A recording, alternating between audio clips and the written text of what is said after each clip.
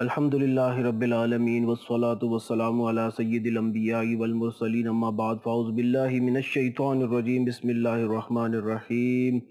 السلام علیکم ورحمۃ اللہ وبرکاتہ۔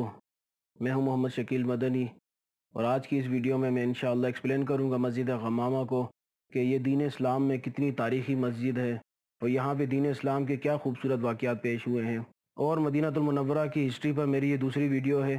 پہلی ویڈیو میں نے مدینہ کی تاریخ کے اوپر بات کی تھی جس میں ہجرت سے لے کر مدینہ تک کے میں نے سارے واقعات بیان کیے تھے۔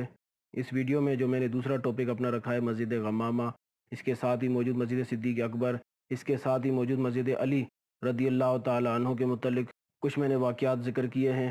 آئیں علم کے موتی سمیٹتے ہیں اور اللہ پاک سے دعا کرتے ہیں کہ اللہ ہمیں مدینہ المنورہ کا ادب نصیب فرمائے اور جب تک زندگی رہے بار بار ہمیں مکہ اور مدینہ کی بادب حاضری نصیب کرتا رہے۔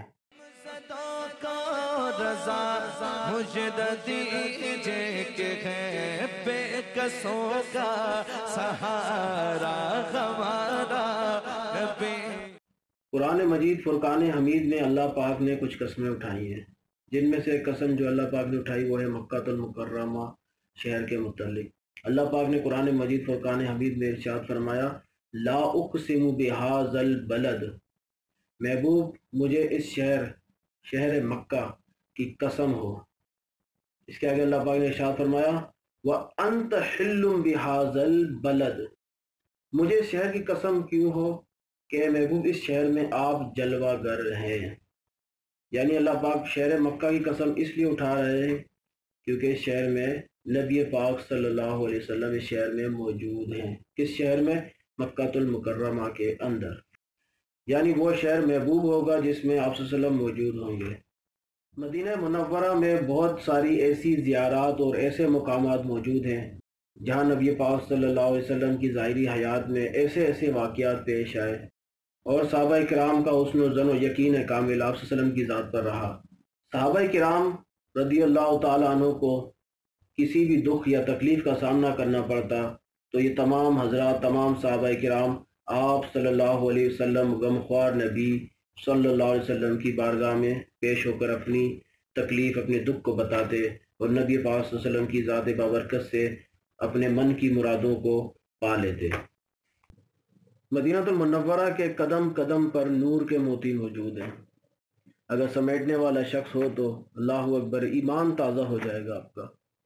قدم قدم پہ آپ صلی اللہ علیہ وسلم کے ساتھ الگ الگ واقعات یہاں پیش آئے، کہاں صحابہ کرام کے گھر تھے، کہاں پہ کس صحابی رسول کا گھر تھا، کون سا صحابی رسول ہجرت کر کے کس مقام پر آیا، مسجد نبوی کی تعمیر کا معاملات ہو گئے، آپ صلی اللہ علیہ وسلم کی ہجرت کے معاملات آ گئے، آپ صلی اللہ علیہ وسلم کس طرح مدینے میں تشریف لائے، اللہ اکبر۔ ایسے تذکرے، ایسے ذکر موجود ہیں کہ اللہ اکبر، دل منور ہو جاتا ہے، دل میں ایسی نور کی کرنیں پیدا ہو جاتی ہیں کہ ماشاءاللہ کیا ہی کہنا۔ آئے سب سے پہلے میں ذکر کرنا چاہوں گا اس کے اندر مسجد غمامہ کا۔ مسجد غمامہ، آخر یہ لفظ غمامہ کیسے پڑا، آخر اسے مسجد غمامہ کیوں کہا جاتا ہے؟ غمامہ اصل میں لفظ عربی کا ہے، اگر اس کا ہم اردو میں ترجمہ کریں گے تو اس کا ترجمہ بنے گا بادل۔ غمامہ کا مطلب ہے بادل۔ اب چونکہ آپ صلی اللہ علیہ وسلم نے اس جگہ پہ نماز پڑھائی تھی تو اس جگہ کا نام پڑ گیا مسجد غمامہ۔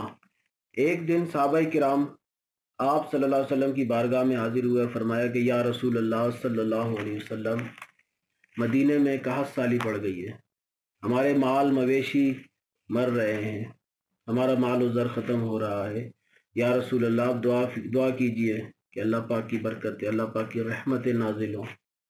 صحابہ کرام کو پتہ ہے کہ جب رحمت للعالمین کے جب ہاتھ اللہ کی بارگاہ میں اٹھیں گے تو جو ایک قطرہ مانگا ہے نا تو انشاءاللہ دریا بہہ جائیں گے، یہاں پہ اللہ پاک کی رحمتیں چھما چھم برسیں گی یہاں پر۔ خیر آپ صلی اللہ علیہ وسلم نے صحابہ کرام کی بات کو سنا اور مسجد نبوی شریف کے جنوب مغرب کے ایک میدان میں تشریف لائے اور قبلہ رو کھڑے ہو کر 2 رکعت نماز استسقاء ادا فرمائی۔ جب رحمت للعالمین صلی اللہ علیہ وسلم نماز استسقاء ادا فرما رہے تھے تو اس وقت بہت زیادہ گرمی تھی۔ گرمی شدید ہونے کی وجہ سے اللہ پاک نے محمد مصطفیٰ صلی اللہ علیہ وسلم کے سر مبارک پر سایہ کرنے کے لیے ایک بادل کے ٹکڑے کو بھیجا۔ یہ بادل کا ٹکڑا عین آپ صلی اللہ علیہ وسلم کے سر مبارک کے اوپر آ کر ٹھہرا۔ جب صحابہ کرام رضی اللہ تعالیٰ عنہ نے اس بادل کو دیکھا تو کہا غمامہ یعنی بادل۔ اب آپ صلی اللہ علیہ وسلم چونکہ یہاں پر نماز ادا فرما رہے تھے تو اس جگہ کا نام پڑا مسجد غمامہ یعنی بادل والی مسجد۔ قصہ مختصر، آپ صلی اللہ علیہ وسلم نے نماز کو مکمل کیا اور قبلہ رو کھڑے ہو کر دعا فرمائی۔ ابھی آپ صلی اللہ علیہ وسلم نے دعا کو ختم بھی نہ فرمایا تھا کہ اللہ کی رحمتیں برسنا شروع ہو گئیں۔ حضرت عباد بن تمیم رضی اللہ تعالی عنہ بیان فرماتے ہیں کہ نبی اکرم صلی اللہ علیہ وسلم نے اس میدان میں نماز استسقاء ادا فرمائی اور دعا کے بعد اپنی چادر کا رخ بدلا۔ نبی پاک صلی اللہ علیہ وآلہ وسلم نماز استسقاء ادا فرما رہے تھے کہ عین نماز کے دوران آپ صلی اللہ علیہ وسلم نے اپنے ہاتھ کو آسمان کی طرف بلند کیا اور ایسا لگا کہ کوئی چیز توڑنا چاہتے تھے، پر آپ صلی اللہ علیہ وسلم نے پھر اپنے ہاتھ کو نیچے کر لیا۔ لیکن صحابہ کرام نے نبی پاک صلی اللہ علیہ وسلم کی صدا کو بھی نوٹ کر لیا، اپنے دلوں میں محفوظ کر لیا۔ خیر آپ صلی اللہ علیہ وسلم نے نماز ختم فرمائی، دعا ہوئی، دعا ختم ہوئی تو تمام صحابہ کرام جمع ہو گئے۔ صحابہ کرام نے جمع ہو کے آپ صلی اللہ علیہ وسلم سے پوچھا کہ یا رسول اللہ، نماز کے دوران آپ نے اپنے ہاتھ کو آسمان کی طرف کیوں بلند فرمایا؟ آخر کیا وجہ تھی؟ نبی پاک صلی اللہ علیہ وسلم نے ارشاد فرمایا کہ میں نے دیکھا کہ جنت میں انگور لٹک رہے ہیں، تو میں نے اپنے ہاتھ کو بڑھایا، ان انگوروں کو پکڑ لیا یہاں تک کہ میں توڑ دیتا، پر کچھ سوچ کے نہ توڑا۔ صحابہ کرام عرض کرنے لگے یا رسول اللہ آپ نے کیوں نہ توڑے؟ آپ صلی اللہ علیہ وسلم نے فرمایا کہ میں نے اس لیے نہیں توڑے کہ اگر ایک گچھا بھی اس دنیا میں آ جاتا تو پوری بنی نوح یعنی تمام انسان ان انگوروں کو کھاتے، تمام انسانوں کا پیٹ بھر جاتا، تب بھی وہ انگور قیامت تک ختم نہیں ہوتے۔ یہ سوچ کے میں نے وہ انگور نہیں توڑے۔ اللہ اکبر، میرے نبی کی کیا شان ہے! زمین پر کھڑے ہو کر اگر جنت کی سوغاتوں کو حاصل کرنا چاہیں تو حاصل کر سکتے ہیں۔ رسول اکرم صلی اللہ علیہ وسلم نے اس میدان میں مختلف جگہوں پر عید الفطر اور عید الاضحیٰ کی نمازیں ادا فرمائیں۔ حضرت ابو سعید خدری رضی اللہ تعالیٰ عنہ سے روایت ہے کہ رسول رحمت صلی اللہ علیہ وسلم نے عید الفطر اور عید الاضحیٰ کے دن اس میدان میں تشریف لاتے نماز عید ادا کر کے لوگوں کو واعظ و نصیحت فرماتے۔ اگر کوئی لشکر روانہ کرنا ہوتا تو روانہ فرماتے، کسی اور چیز کا حکم دینا ہوتا تو اس کا حکم دیتے۔ نبی پاک صلی اللہ علیہ وسلم کا عید کا مصلی کم و بیش 4 یا 5 مرتبہ مسجد غمامہ والی جگہ پر لگا، یعنی آپ صلی اللہ علیہ وسلم نے مسجد غمامہ پر 4 یا 5 مرتبہ عید کی نماز ادا فرمائی۔ مسجد صدیق اکبر پہ آپ صلی اللہ علیہ وسلم نے 1 مرتبہ عید کی نماز ادا فرمائی، اور مسجد علی رضی اللہ تعالیٰ عنہ پر آپ صلی اللہ علیہ وسلم نے 1 مرتبہ عید کی نماز ادا فرمائی۔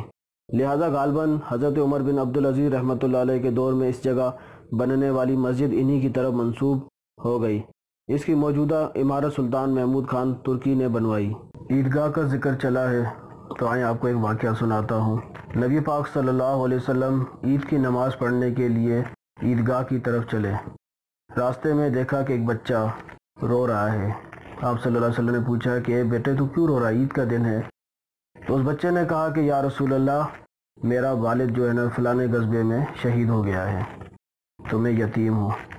آپ صلی اللہ علیہ وسلم نے اسے اپنے سینے سے لگایا، اس کے سر پہ اپنا دست شفقت رکھا اور اسے اپنے گھر پہ لے گئے۔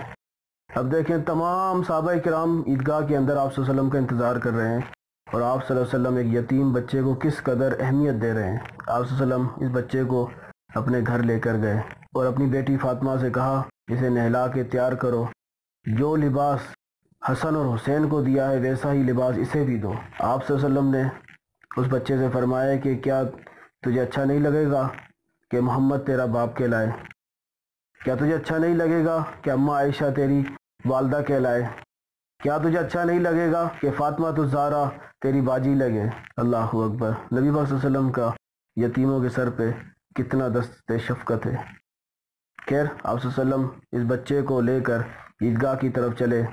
آپ صلی اللہ علیہ وسلم نے اپنے ایک ہاتھ میں امام حسن اور امام حسین کو پکڑا اور دوسرے ہاتھ سے اس یتیم بچے کو پکڑا اور عیدگاہ کی طرف چلے۔ اس بچے نے بھی کیا دل میں سوچا ہوگا کہ آج یتیمی کا مزہ آ گیا۔ اللہ اکبر! نبی پاک صلی اللہ علیہ وسلم نے اس پورے علاقے کو عیدگاہ کے طور پہ استعمال کیا۔ جب بھی کسی صحابی رسول کا انتقال ہوتا تو آپ صلی اللہ علیہ وسلم اسی علاقے میں آ کر اس کا جنازہ پڑھاتے۔ اس میں سب سے مشہور جو واقعہ ہے وہ ہے نجاشی بادشاہ کا۔ نبی پاک صلی اللہ علیہ وسلم نے اسی روز تمام صحابہ کرام کو یہ خبر دی جس روز نجاشی بادشاہ کا انتقال ہوا۔ آپ صلی اللہ علیہ وسلم نے اسی روز تمام صحابہ کرام کو مدینے میں یہ اطلاع دی کہ نجاشی اپنے علاقے میں وفات پا چکا ہے۔ اسما نجاشی کا جنازہ غائبانہ طور پہ نبی پاک صلی اللہ علیہ وسلم نے اسی میدان میں ادا فرمایا۔ نجاشی بادشاہ کا جو پورا نام اور اصل نام جو ہے اسما النجاشی بادشاہ ہے۔ نبی پاک صلی اللہ علیہ وسلم کی ہجرت کرنے کے بعد بہت سارے لوگ بہت زیادہ خوش تھے، لیکن ایک تعداد ایسی بھی تھی کہ آپ صلی اللہ علیہ وسلم کی ہجرت کرنے سے خوش نہیں تھے، جن میں منافقین اور کفار اور مشرکین کثرت سے تھے۔